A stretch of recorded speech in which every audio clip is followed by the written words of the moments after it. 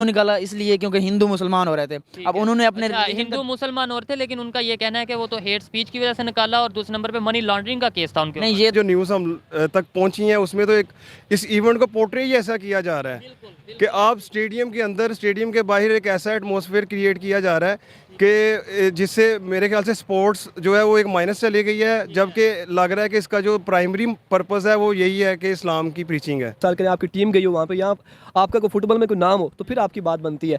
वैसे आप मतलब कहने का मैं भी बात करने को कह सकता हूँ कि क्यों गए हुए थे। नया नया पंखा इजाद हुआ तो बरसगीर के मुसलमानों ने ये कहा कि ये कुदरत की हवा के मुकाबले में ना एक नई हवा इजाद कर रहे हैं, तो हम इसको नहीं एक्सेप्ट करें। तो ये इस तरह एक आप किसी के right to speech, freedom of speech को स्नब नहीं कर सकते, चाहे वो इंटरनेशनल पर्सनैलिटी है, सेलिब्रिटी है, चाहे आपका कोई लोकल नेशनल है।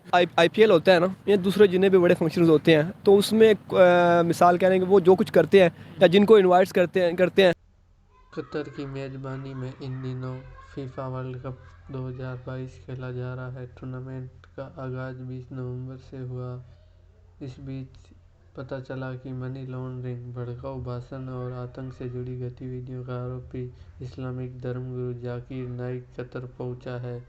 बता दें कि कुछ रिपोर्ट में कहा जा रहा है कि जाकिर नाइक को कतर ने ही फीफा वर्ल्ड कप के दौरान मेज़बानी तकरीर करने के लिए बुलाया है। जाकिर को दोहा में देखा भी गया।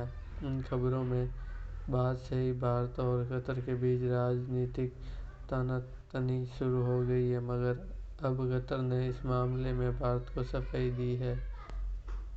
एडवोकेट साहब जी चलिए ठीक है, मैं जिस टॉपिक पे वीडियो रिकॉर्ड कर रहा हूँ, टॉपिक ये है कि रिसेंटली फीफा वर्ल्ड कप की ओपनिंग सेरेमनी हुई, वहाँ पर जाकिर नाइक को देखा गया और इसी उनकी वहाँ पर मौजूदगी को लेकर काफ़ी ज़्यादा कॉन्फ्लिक्ट्स हुए। इंडिया की तरफ से बहुत से इतराज़ात आए। मेरा सवाल ये है कि इतने बड़े स्पोर्ट्स इवेंट पर, दुनिया के सबसे बड़े स्पोर्ट इवेंट पर रिलीजियस पॉइंट ऑफ व्यू को बीच में लाना चाहिए या नहीं लाना चाहिए? पहला सवाल ये है।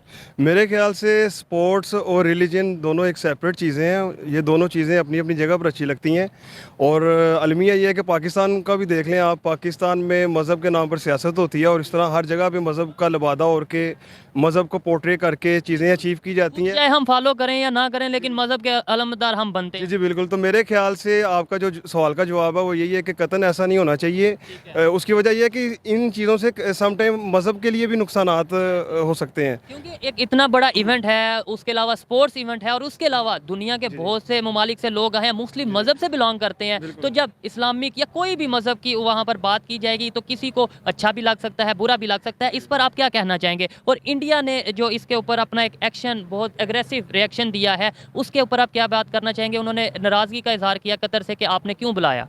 जी, सबसे पहले तो आपका शुक्रिया जनाब। दूसरा जो आपका ये है कि इंडिया ने जो है ये इसके पे एतराज़ किया है, तो वो तो पहले ही जो है वो हिंदू एक्सट्रीमिज़म के ऊपर बिलीव रखते हैं, ठीक है। उनके ऊपर जो है वो पहले भी जो है इंटरनेशनल मीडिया भी वॉच कर रहा होता है चीज़ें।